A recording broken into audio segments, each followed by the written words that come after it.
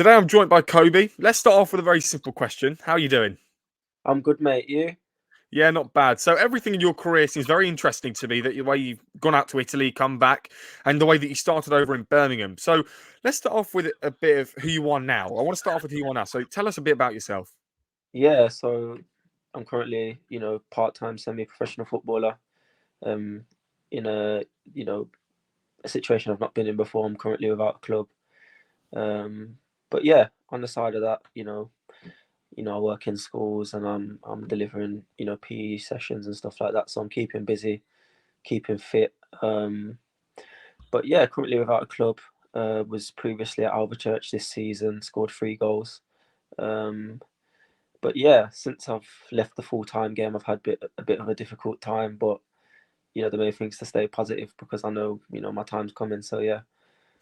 You said that you're currently doing teaching in PE. I'm presuming that might be primary, secondary school, or whatever it may be. Yeah. So if you were to get that professional contract, are you even going to think twice about leaving that job? No. Like I only do that sort of stuff to support my football. So yeah. So, what sort of challenges have you faced up until now? So, we'll talk about the Italian side of the game later. So, tell us Yeah. the challenges that you're currently facing, because you obviously want to get back into the game full time. But why is that not an option? I think it's difficult because when you drop back into part-time football and then things don't hit the ground running, that you then become labelled as a part-time footballer, and unless you rip up the part-time leagues and do well in the part-time leagues, the full-time leagues won't really bat an eye at you, and you've got to make them come to get you. So obviously I've got to start performing in the part-time divisions to get back to where I want to be. Where are you currently based? Are you currently in Birmingham? Yeah, I'm currently in Birmingham. Yeah. So, would it be a case of? So, I'm presuming you're not playing football now, all right? Nah, obviously not. Like not at the minute. I don't have a club. Obviously, I'm training at a few clubs, whatever. But I don't have a club at the moment. No. If you were to look around and try and get another move to another club, would it be Birmingham based, or are you willing to go anywhere in the world? Nah, obviously I'm willing to travel anywhere as long as it's right for me and my family and stuff like that. So yeah, it's just one of them things. Let's start off then. Let's go back to when you were a child. Let's go back to when you were kicking a futsal around in Birmingham, and then you got scouted to join West Bromwich Albion. So can you tell us Yeah. about that time period when you were playing outside or inside playing futsal? Yeah. So from like a young age up until I was about 9 or 10, I was playing futsal at a place called Futsal Brasilia, and I was standing out there and doing quite well. So West Brom, one of the West Brom scouts, Steve Hopcroft, came in for me, and we decided to go there. My parents were a bit reluctant at first, but it's important to take that step into a professional environment, and that's what we decided to do. And I enjoyed my year and a bit there. Why were your parents reluctant for you to join? Mainly my dad, he wanted me to stay in futsal and enjoy it because he likes skillful players, and he believed that academies made players robots, which is quite true to a certain extent, but it's all for the right reason. So it's just one of them things. Parents are quite protective. So yeah. Were you willing to become that robot to pursue the football career? Well, you have to eventually. So yeah. So when you were kicking that futsal around, you must have been one of the best there. So tell me, why do futsal players, just in general, why do they seem to stand out more? I know that the game's really full of skills, but we look at Brazil, Argentina, South American countries, they're born to play futsal, and then they always end up to play football. So Yeah. tell me why that's more likely of a route for people to play futsal. They're more likely to be scouted to the top end academy. I think just because you learn that out and out ball control, and you learn to manipulate the ball in ways that other people can't do, and especially at a young age, you stand out more because of it. And yeah, just give you that little extra, 15-20% when you're on the ball, that extra bit of confidence and belief in yourself when you're on the ball. And yeah, I'd probably say futsal. I'd recommend it. Yeah. Why were you standing out then? Because you said that it's easier to stand out, but why would it be so easy when you're in a group with people that are already playing the same thing as you? Oh, of course, because I put in the hours and I put in the work, and my ability thrived over the others. And at the time, I was obviously a very good player for my age, and that's why I got scouted. But yeah, that's all it was really.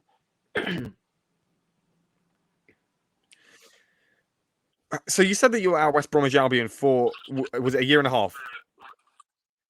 Yeah, I think it was a year and a half if I remember correctly. Why did that end? Did they release you? Did you decide to leave? I got released. I got released, and I was going to be released, but the reasons around that mainly was because I went abroad before, a few weeks before the decisions were being made. So I think I was being released anyway. But as mad as it sounds, I was on trial at Sporting Lisbon for 2 weeks, and I didn't tell West Brom. So that probably would have stopped me being released. But my parents, my dad decided not to tell anyone, and it didn't end up working out over there. But yeah, I got released. Yeah, that's the question. Yeah, I did get released. Yeah. So when you were over in Portugal with Sporting Lisbon, one of the biggest clubs, well, probably the biggest club in Portugal, but obviously a major contender for sorts of European trophies at the same time. So obviously they've hit some heights. They've had Ronaldo come through their ranks and players like that. So tell me, why was Sporting Lisbon, although you obviously would like to have gone over there, how old were you at the time, and why was it? So let's say you did get the opportunity to go over there. Would you and your parents have had to go, or were you old enough to go by yourself? No, I was only 9 years old, so Okay. but I went over with my parents and we stayed there for 2 weeks, and I enjoyed it. It was a big culture shock. It was very different. I had to stay in the academy building on my own. It was very strange at 9 years old, and the levels over there were very high, and very high. So it wasn't successful. I ended up going there again when I was 15 as well. But yeah, it's just one of them things. What do you remember about Portugal? Well, you must have spent some time in Sporting itself, and maybe you said about the culture. What was so different about the culture? I would probably just say the style and the way they play, and they was much more physical and fit and technical, and they're more accustomed to the weather over there. It was absolutely blitzing hot. The lifestyle with the players living in the academy and not being able to obviously go outside of that, and it's quite a it's like a football. I wouldn't say it's a football prison because that's the wrong word, but it is sort of like that because they're your guardians at the academy, and you can't just go out and stuff. Obviously, I know I was only 9 years old, but what I mean is you live, eat, sleep football. Like, you're always there. I just wanted to ask really quickly, do you have a headset? Because it's a bit crackly, the sound. I have AirPods. Would that be better? Yes. Something maybe just to cancel out the background.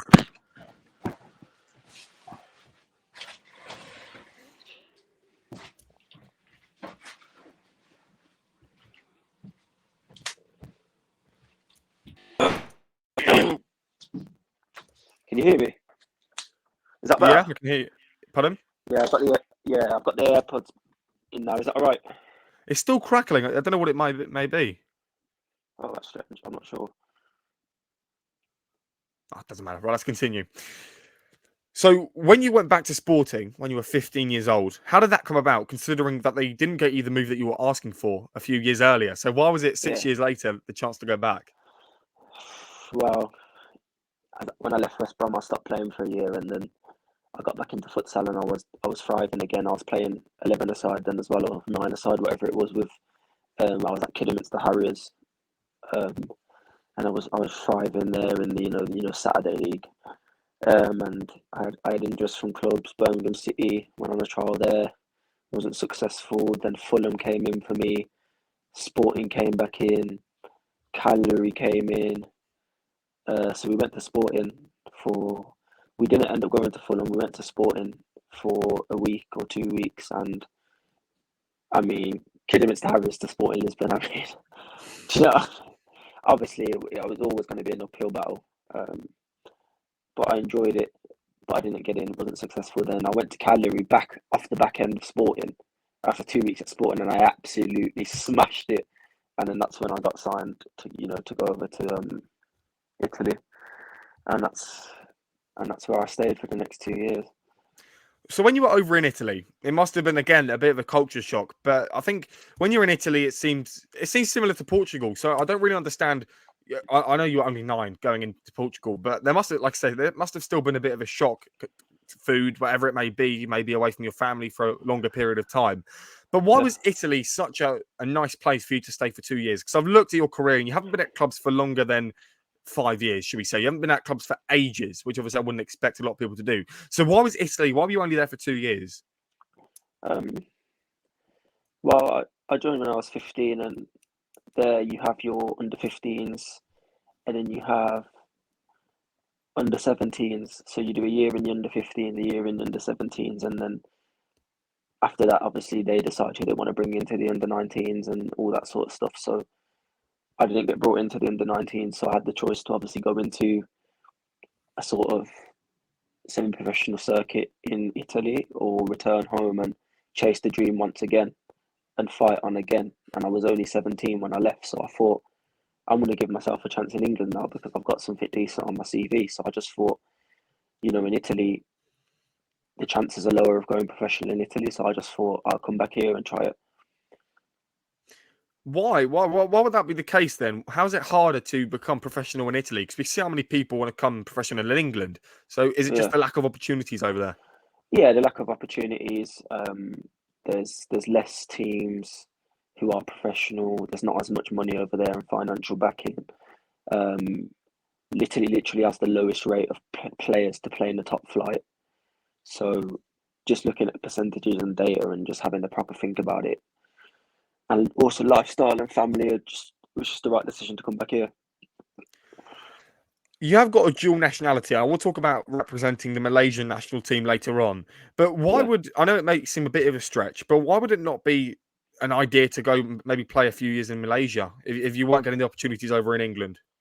yeah. Well, I've already considered that. I went over last summer, and I was given a great tour by Pahang, which is a club who looked after me really well over there, and I enjoyed it. But it's hard when you've been in England for 5 years and you've turned full time and then gone back into part time. You know, especially with the amount of self belief I have and the goals I set for myself. I just want to progress here. I'm still young. I'm only 22, so I'm gonna give it another year or at a push 2 years. But obviously Malaysia's always an option, so it's something that does play on my mind for sure. Have you got an agent to help you out with these moves, or is it just you? Yeah. I've got an agent who works over and connects the Malaysia stuff, and then I've got an agent who works for me here. So yeah, it's fairly good. You said that you're only 22 years old, and I hate to always say this, but when people say this to me, this is the start of time where your career is going to have to start going up. Because, as you said, you can only maybe spend another 2 years trying to find that club to really boost your career. Um, so what sort of level would you be looking at? Compare it to England. It could be anywhere in the world, but if we're going to say League One, League Two, those sort of levels, where are you going to put yourself?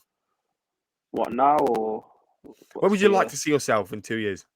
in 2 years? I'd probably say League Two or National League in 2 years. Yeah. And would that be preferable to stay in England, or would you like I said earlier, would you like to go back to Italy or maybe Portugal? Nah, I'd rather stay in England, and if I am gonna go abroad, I'll go to Malaysia. See, you must speak Malaysian. You might have some family over there. Nah, I don't speak it because I'm not very connected with my Malaysian family. But when I did go there, I tried to learn, but I was only there for 2 weeks, so it was difficult. We're going to go back a bit now. So when you were in Italy, you told me that the approach of tactical instances are very slow. The style that they play is just slower. It's not as fast paced as the Premier League, maybe, for example. But why is that? What do you know why that could be? Because I know that Italians are very good at defending corners Yeah, and just attacking situations. So tell me. it's more a defensive mindset, and the managers are more tactical and have more in-depth philosophies around what they want to do and how they want their players to play. And they don't obviously have the physical attributes that English people have regarding pace and stuff like that. So they have a different style of play, and yeah, that's all really. Yeah, it's more focused on defensive awareness and stuff like that. So the time that you spent over in Italy, the time you spent over in Italy, did that influence you in any way, shape, or form to maybe hold back and change the style of your play personally, or did you just keep going and play your own way? No, I had to obviously adapt and I had to change because otherwise I wasn't going to play. So yeah, I had to obviously learn different things and learn a language and you know work hard. Um, yeah, it was quite a change. Could you talk us through then? So you told me that you haven't quite yet represented Malaysia. That would be something that would be great for yourself. So talk us through that process. Have you even had a conversation with the team's manager? Talk us through that.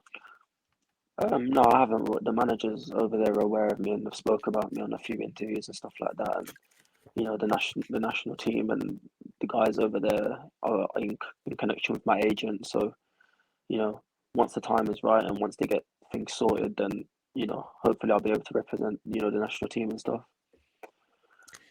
I spoke to a half Cypriot player the other week who's English, but he's half Cypriot as well. And he said that he'd have to weigh up the pros and cons to represent either nation. Are you 100% set on Malaysia, or would you like to Yeah, possibly 100. have the Yeah, chance to represent 100%. England?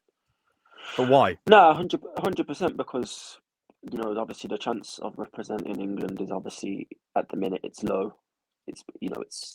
It's very low, but you also think probably Tyrone Mings and all these type of players have probably thought that as well when they was my age. So you can't count it out, and I do believe in myself that I can get to a high level, but sometimes in life you have to be realistic and actual situation. So yeah, I'll probably say yeah, Malaysia's probably well, Malaysia's the one that I'd represent. Yeah.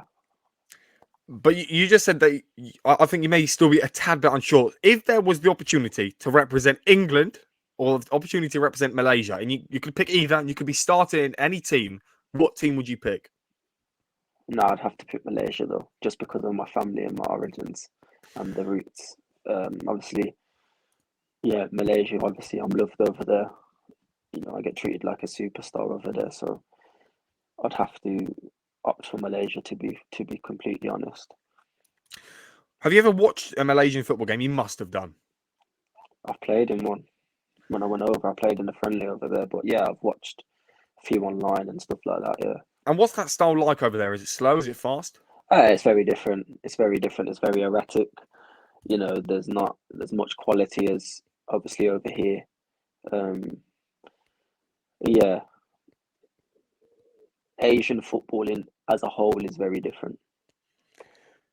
When yesterday, sorry, I always like to go back, but I don't know if you're actually interested, but I'm going to say it anyway. So yesterday I spoke with someone who played out in Wuhan in China, and All when right. he was there for a month, when he Mm. was young, he was an ex-Leeds United player, but he was over there for a month, and when he was over there, he said that he again got treated like a superstar. He would go out there, he Yeah, would get mobbed by people. It's just the way that they just treat you like a superstar, like the Ronaldos, you know. But yeah, when you were playing out there for that friendly or just in general, is the Malaysian support for football there? Does the FA care? Is there thousands of fans queuing up?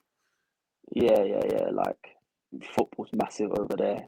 It's massive, and yeah, it's amazing. Like the amount of passion that the fans have over there. Like I get messages every day from Malaysian people. It's madness. Like I can't post without a Malaysian person or a page messaging me. Like it's unreal. Like genuinely, like I had someone draw a picture of me the other day and just send it to me. I was like, yeah, it's mental. That's crazy. So you said that you would look to go over to Malaysia, but if you do get treated like this superstar and you get treated like royalty, and you think that Yeah, the training, the standard may not be as good, but you're still getting the training, you're still playing first team football. Why yeah. is that not an option for January? I don't know when do you know when their window's open? Why would you not want to move over there as soon as possible? No, I understand what you're saying, but for me, it's a case of I really believe I can do something here, and it's just a case of once I get the right opportunity here, I know progress will be made here, and if anything, if the perfect thing would be for me would be to do well here and then play for the national team over there, even if it's still under 23s. But yeah, no, it's not off the cards. It's just I don't feel necessarily ready at the minute with my family situation and with work and just with life. Like I still want to give it a year or two here to really see where I can get to, because obviously England, it's tough to progress here. But every time I get told no, I always progress. So it's a case of I'm always fighting an uphill battle, but I always end up at the top and end up conquering it. So I just want to keep that belief and that pattern happening, if you know what I mean. Right now, in your abilities that you hold as I'm talking to you, would you be able to walk into that Malaysian team or not? The first team, Yeah. starting 11, Team. Or you could say starting 11 if squad, you think. Okay, squad. squad. Yeah, squad.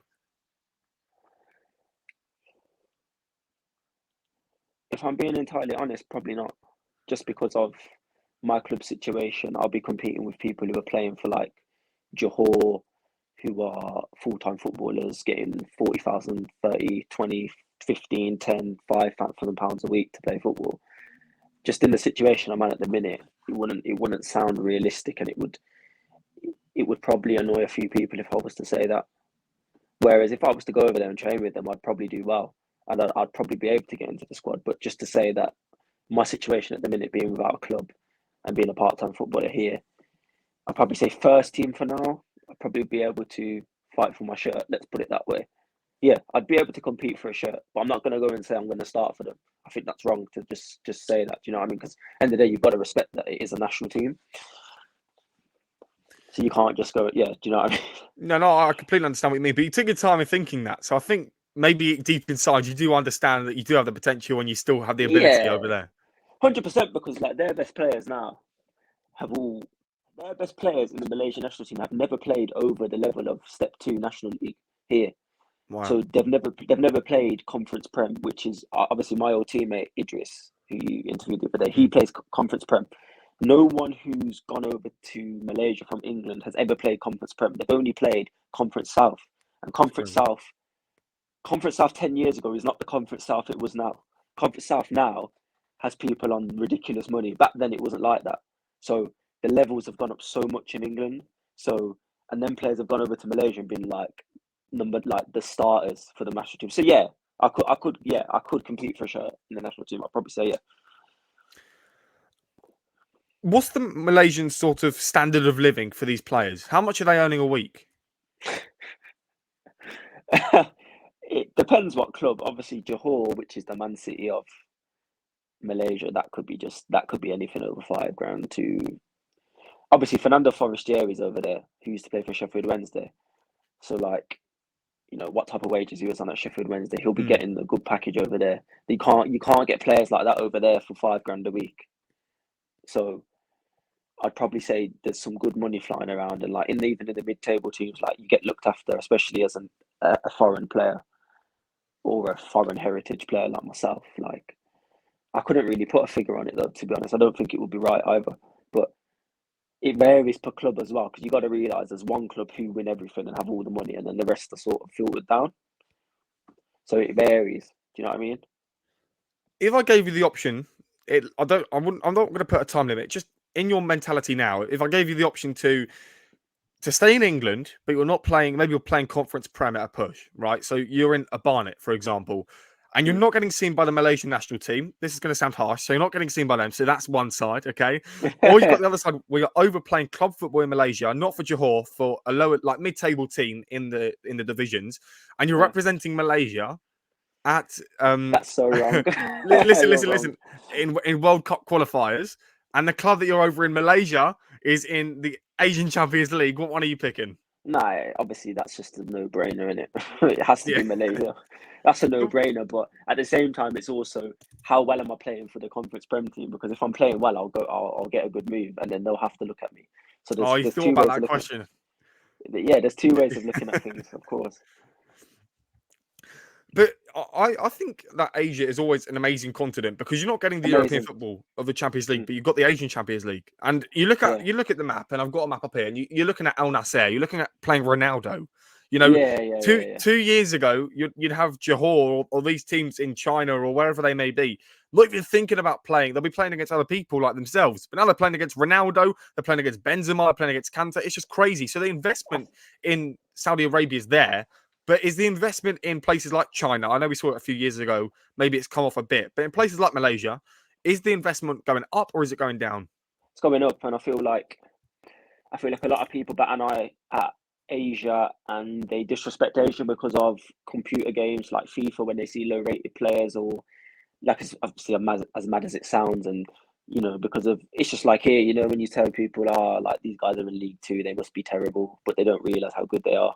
And like, it's the same with Asia, like, you don't realize how high the level is. Like, these Australian teams, these Saudi Arabian teams, like, everyone thinks Saudi Arabia is like not good, but everyone who thinks that could probably not start a game over there, because like, you have to be very good to play, like, especially Asian Champions League.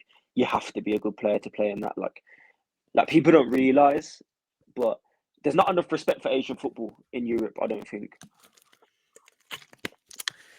Now, I want to go back to your time when you were playing in England. So, the experiences that you've had at West Brom, Peterborough, Telford, how have they shaped your understanding and the demands of who you are today? Have you changed the way that you maybe wake up and you don't have this for like waffles for breakfast, you have fruit or whatever it may be? So, tell us that. I've had to learn to be very patient, and I've had to learn to understand how football works, and I've had to go through a lot, to be honest. Not to make anyone feel sorry for me, because I don't feel sorry for myself, but I've been through a lot, and I've had to face a lot of adversity and a lot of hardship since I've, gone to Peterborough and left. From there, it's been very difficult. But no, 100% diet's important. Yeah, like, there's been a lot of lessons, yeah. Today, for example, is there any sort of football that you did today? Are you always on the field training?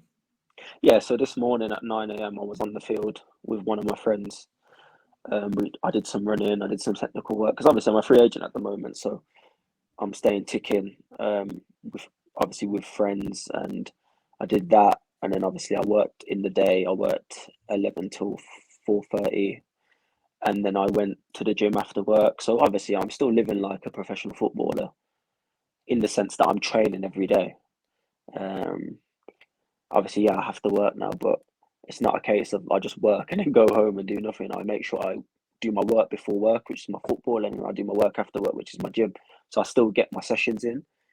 But yeah, obviously I'm still currently, training with teams, and, looking at my options and having a think. And yeah, obviously the next step's important. And I just want to make the right decision. Come deadline day, are you going to be at a club or are you still going to be a free agent? Deadline day in the sense of what? When's that? I don't exactly know. I think it's the Because 31st of.